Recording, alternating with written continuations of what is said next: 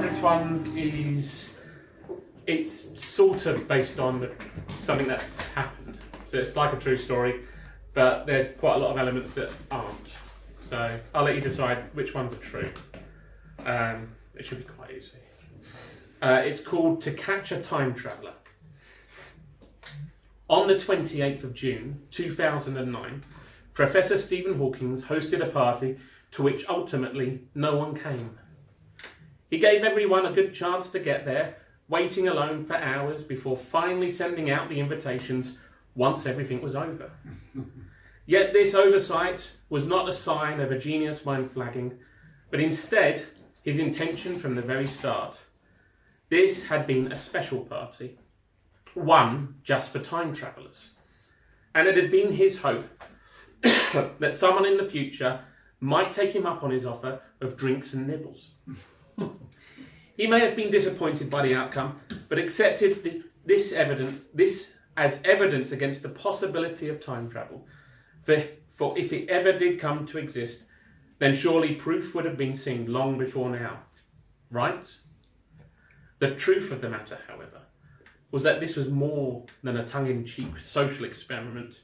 For in reality, a great many time travellers did indeed know of the invitation and simply chose not to come. Attend. This, however, it's on my...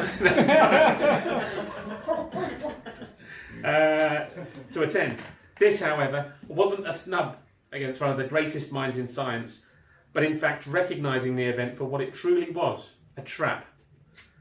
Despite taking great care to hide their presence throughout time, the evidence proving their existence had been known about for generations.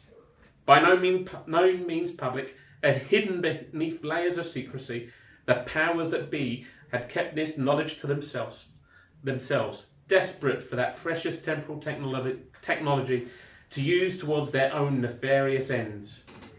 Wise to their schemes, however, the time travellers did not take the bait. Although this wasn't to say they weren't curious about the notion of a party in their honour.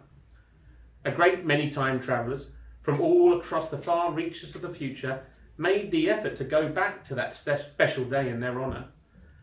There was no need for organisation, as it turns out those who wander the fourth dimension are quite good at timekeeping.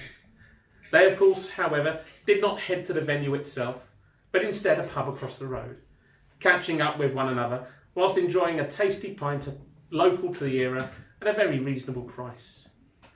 All the while, they kept an eye on their would-be captors, watching those government men with their sharp suits and wrist mics as they pointlessly waited for their arrival. The time travellers appreciated this rare opportunity to meet and catch up on old times, both past and future. Time, however, inevitably wore on, and they knew from recorded history that there was a need to move on, although not without leaving a small gift behind. A short while later, Professor Hawking, along with a retinue of government men, entered the pub, although only with the intention of grabbing a refreshing pint, albeit at quite an excessive price. Waiting for them, however, was an old and much worn copy of the invitation that the learned physicist had only minutes before released to the world, with a note inscribed, "Better luck next time." Thank you.